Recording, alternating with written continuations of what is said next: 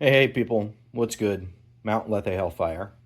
Apologies for the delay in videos. Like I mentioned in the previous video, unless I edited it out, of course, I work as one of the senior founding engineers of a security startup, and my schedule can go from very light to incredibly busy.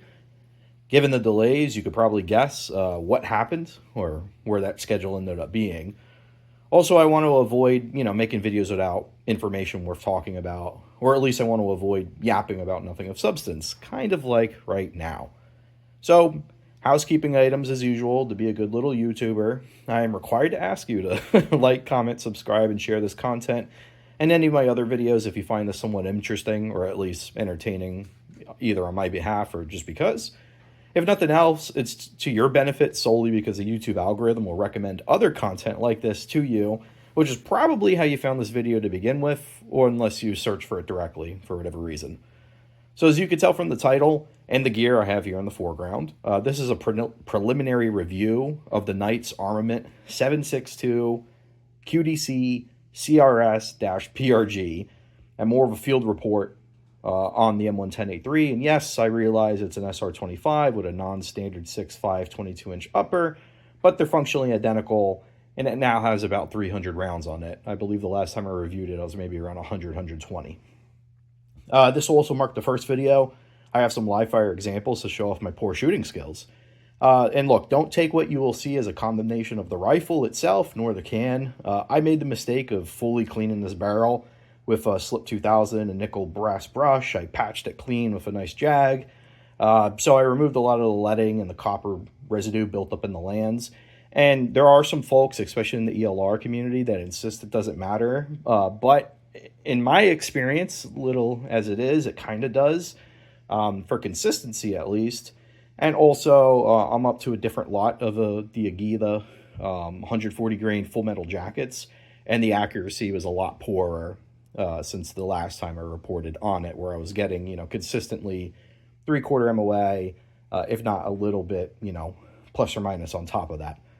I'll go ahead and just roll some unsuppressed fire, and you can look at some of the day's first and worst groups, and coincidentally, the only ones I got on video, of course. Typical, right? All the good stuff, you just had to be there. And then later on, I'll show some groups with suppressed fire.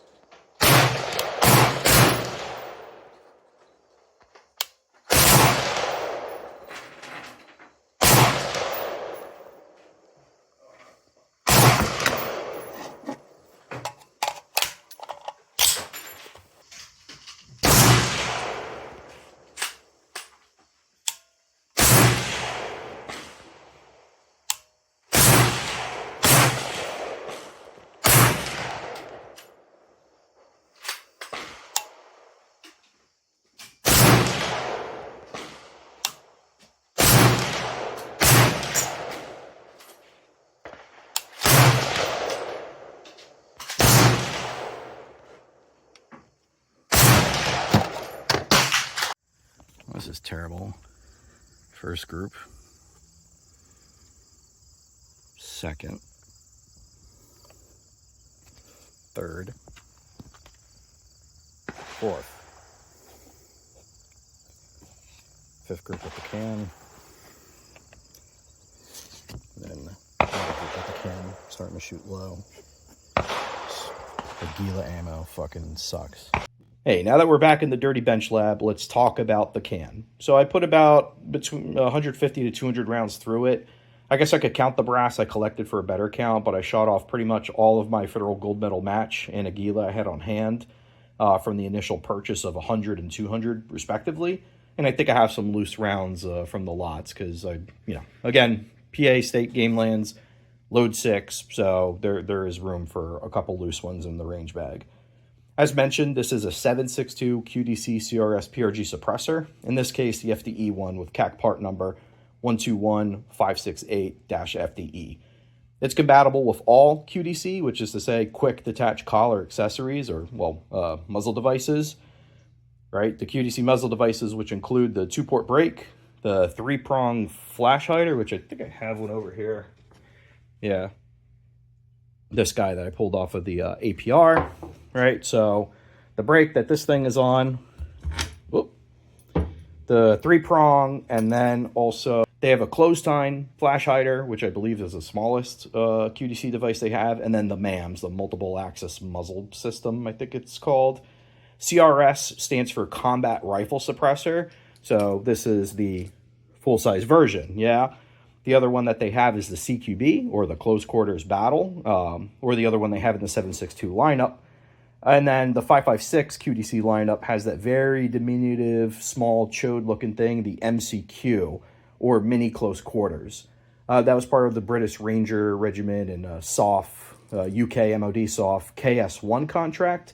And I believe Jay at Pew Science did a review on the MCQ. It's only like a 12 decibel reduction. I don't have one, but, you know, it just bears mentioning that's what all these things stand for.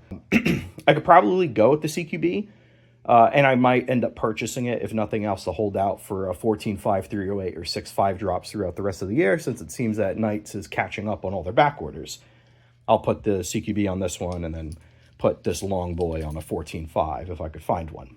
Anyway, the final part of this model, PRG, I believe it stands for pressure reduction gassing.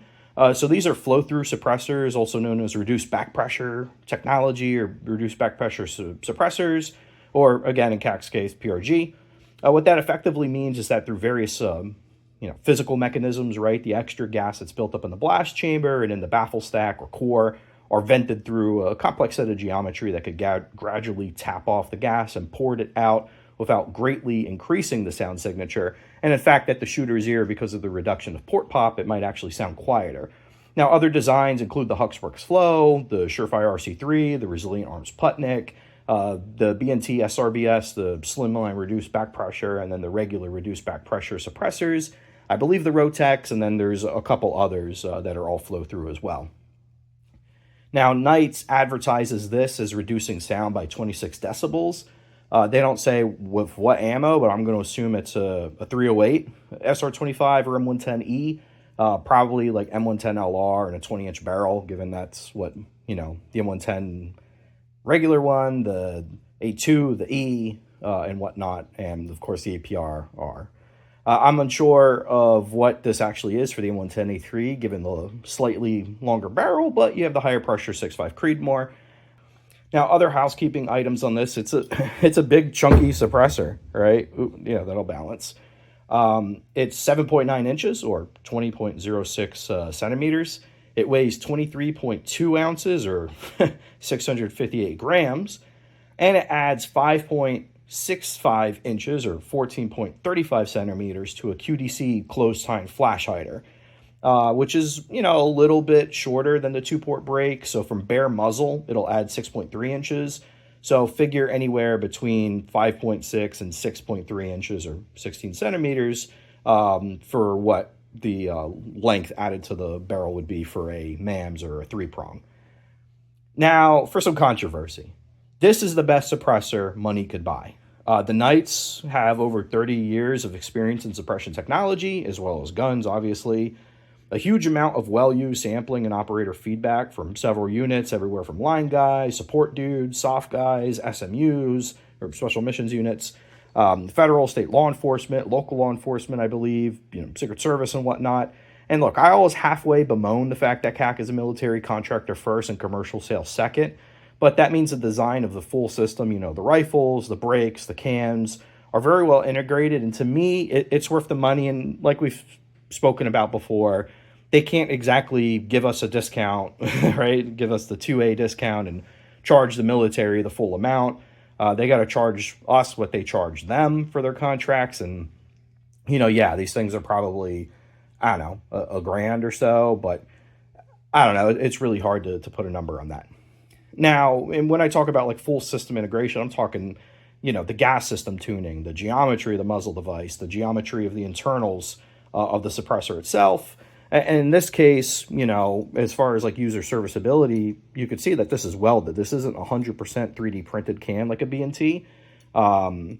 So that means, you know, kind of like Surefire, they do fully additive manufacture the internal core inside of it. And I guess that's a good enough view, right? And then I believe it's an Inconel baffle core as well. I'm not sure what they call their baffle design, like, you know, if they have a proprietary name or whatnot. But, you know, either way, I'm sure there's like some radial whatever in the baffle cores, in the baffle core stack, or whatever the proper terminology is, that vents off the gas. And you can see it vents off forward, right? And there's a little bit of carbon building up near the vents. And, you know, as far as like shape's concerned, this kind of like butthole, cat butthole looking thing is the same as the front. Yeah, that's good enough of a look. The front of the 2-port brake, obviously not the front here, but, you know, this is a different shape as well. Right, so I really like it. Like I said, I think it's the best money. If you're going to spend the money, it's the best in class for what you spend. And yeah, I get it. Look, Hux has the same thing. B&T has the same thing. Like their full-size Inconel 7.62 cans are, you know, $1,100, $1,200. Totally get that. But, you know, with CAC, you're either Surefire ecosystem, CAC ecosystem, or I believe they have the Reardon. I don't think they have a Bravo for these, but I'm sure you could probably get somebody to machine you a 3/4 Bravo. I wish, you know, if JMac does one, I'll put a freaking Putnik on one of these. I don't care. It's clone correct. Anyway, I paid $1,600 and a bit more for shipping plus the stamp, but locally I was in charge of transfer fee, so it worked out. The MSRP are $1,800, and then, you know, if you have a LG local gun shop with an exploitative NFA transfer fee, then you have big state sales tax. You know, you can inflate the cost a couple $100. But, you know, still, for a 7.62 can that does double duty for 6.5s, I think it's well worth the money, at least for me. Not that other cans can't do that, but, you know, this could live on ostensibly any SR25 M110 that you have, and you just need the one can, because putting the muzzle devices on other rifles, the muzzle devices are just as hard to find, if not harder to find than the cans, at least right now. Now, for the, you know, the sound, you know, the tone-wise, it's better at my ear than a 7.62 RC2. I have a 300 SPS coming in and a 7.62 SRBS coming in. I'm at a delayed Clio notice period, which is frustrating. Maybe the sheriff went out on freaking vacation or something for Labor Day. I was hoping to get them in soon so I could do a head-to-head with the 3 cans and this can as well, even though I'll be shooting the other 3 on my 308 because it's a Surefire.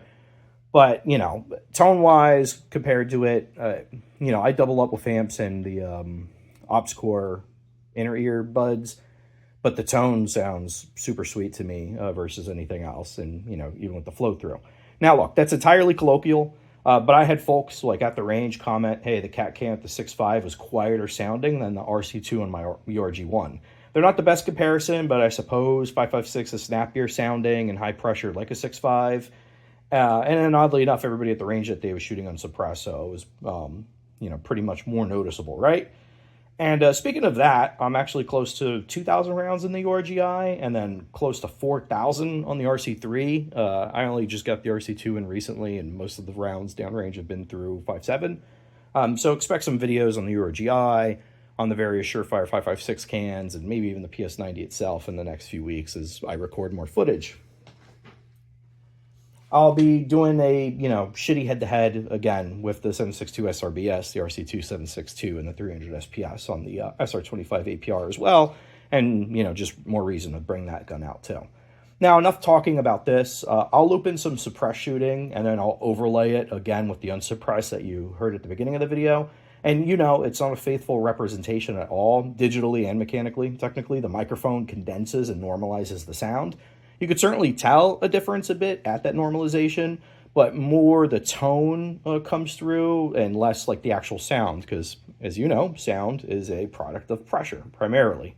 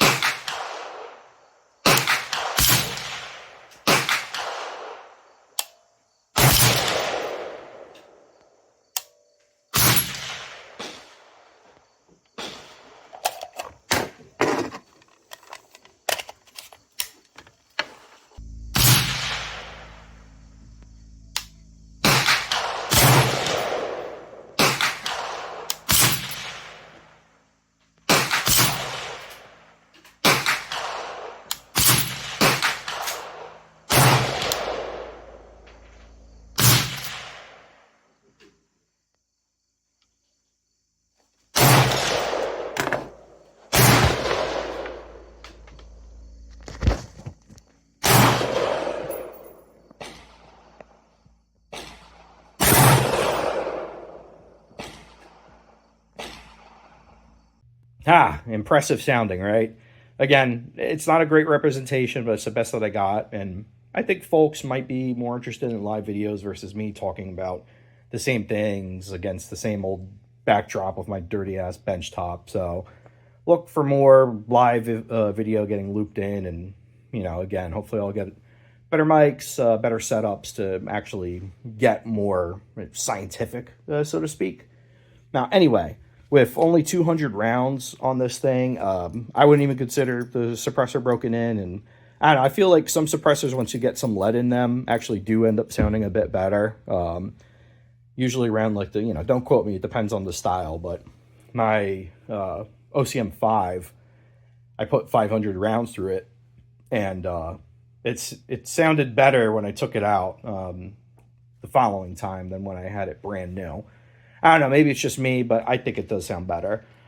I was getting a POI shift very noticeably, at least 0.4 mils, by the way, of looking through my Trimmer 3. Once I get a shipment of more Federal Gold Medal match in, I'm going to re-zero and confirm. The one thing, the can does get real hot real quick, and I wasn't dumping rounds, right? It's, you know, 2 mags, 6 rounds each, not shooting super fast. But I think a combination of me completely cleaning the barrel, plus the suppressor and the shitty Aguila ammo contributed to the groups opening up a bit. And look, I was shooting bagged with a bipod, seated, comfortable. Maybe some of it was on me pulling shots. Actually, I know some of it was on me. But, you know, at 100 yards, everything else is controlled. And, you know, now I'm not really a fan of this Aguila stuff. I think for just blasting or, you know, for hunting, it is 1.5 MOA. Maybe a little bit bigger, right? If you're rushing or if you're shooting with a can. But, you know, the first 60 or so, which I guess were a different lot, like I mentioned, they were shooting great. So I don't know. I mean, there's nothing wrong with the barrel, right? Because when I did swap back to the last bit of a Federal Gold Medal match I had, I only had 10 rounds left. It was, you know, shooting perfectly fine. So I don't know. The Gold Medal match 140s did have vertical stringing, but it was pretty much in line of the point of aim and, you know, between that 0.4 mil, 0.6 mil. So I think the can's going to permanently live on here. So I might as well just re-zero and, you know, true up the rifle at a couple different ranges. Now, all things considered, I still love this rifle, but again, it's not worth the money. You could build a better bolt gun for cheaper. You could get a used Barrett MRAD, a Proof 6.5 conversion, or a Proof 6.5 barrel with a 6.5 Creedmoor conversion, for about the same, if not cheaper than a setup like this, minus the glass.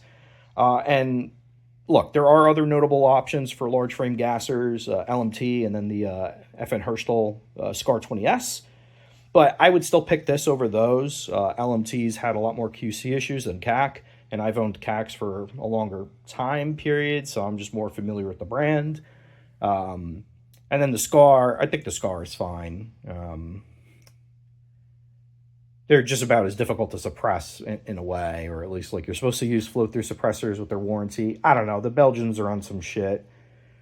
But look, as the whole system with the can, right? Like, despite my struggles because I'm an idiot, it shoots great. And look, even if it was an 1.5-inch group, that's still a dead deer, that's a dead elk, that's a dead creeper, that's a dead target that happens to be made out of meat and shooting back at you. I'm being a bit hypocritical by even, taking the accuracies so serious. Like, I feel like a CAC fanboy right now. Hopefully that's not how I'm coming off. But anyway, that's all I have for you folks today. I'll do another review of this at 1,000 rounds, and then that'll be another, 800 on the can, and report back anything of note. I'll forgo cleaning the barrel this time and then swap to use different match ammo, no more Aguila, and hopefully make it out to a 700-yard range in the next few weeks and put practical accuracy of this system to test, which that'll be 100% on me if I can't get this thing out to 700. I mean, it's a 6.5 for Christ's sake. As always, please feel free to like, share, subscribe, comment if this is mildly informative or entertaining. And as I'm starting to say on a lot of the videos, don't forget to check it on your loved ones and with your friends and your battle buddies if you're a veteran. It's a crazy world out there, for real, as the kids would say. And it seemingly gets worse every day. I mean, not just geopolitically and economically, but I think a lot of folks are getting tired of a lot of things for a lot of different reasons. So, do check in, stay up, talk to somebody if you need some help, and stay safe. I'll see you in the next one. Goodbye.